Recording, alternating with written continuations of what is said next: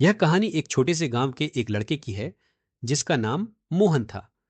मोहन बहुत ही चंचल और जिज्ञासु था, लेकिन एक चीज जो उसे दूसरों से अलग बनाती थी वह थी उसकी आदत हमेशा जल्दबाजी करने की।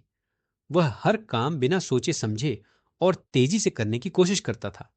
चाहे वह होमवर्क करना हो, खेल खेलना हो या फिर खेतों में काम करना हो, मोहन हमेशा जल्दबाजी में रहता था। एक दिन उसके गांव में एक प्रसिद्ध साधु महाराज आए।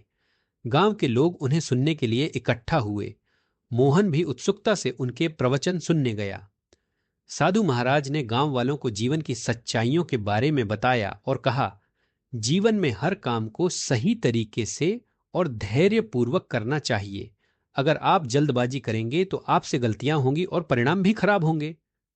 लेकिन मोहन ने इस बात को ज्यादा गंभीरता से नहीं लिया। उसे हमेशा जल्दी करने की आदत थी और उसने साधु महाराज की सलाह को भी उसी तरह से नजरअंदाज कर दिया जैसे वह बाकी चीजों को करता था। कुछ दिन बाद मोहन के पिता ने उसे खेत में जाकर फसल काटने का काम सौंपा।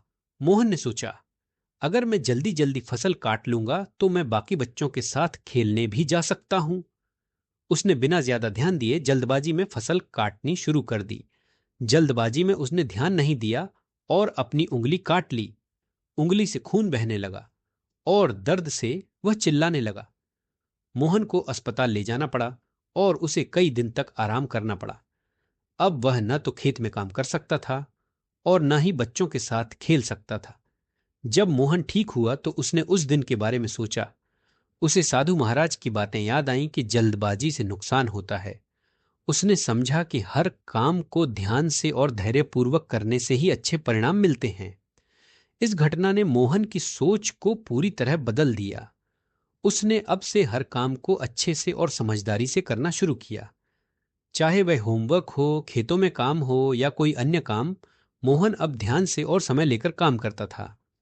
उसके पिता भी उससे बहुत खुश थे और गांव में भी सभी उसकी तारीफ करने लगे। कहानी से शिक्षा। इस कहानी से हमें यह सीखने को मिलता है कि जीवन में जल्दबाजी करना हमेशा नुकसानदायक हो सकता है। चाहे हमें कितना भी समय क्यों न लगे, हमें हर काम को धैर्यपूर्वक और सावधानी से करना चाहिए। सही समय पर किया गया सही प्रयास हमेशा अच्छे परिणाम लाता है।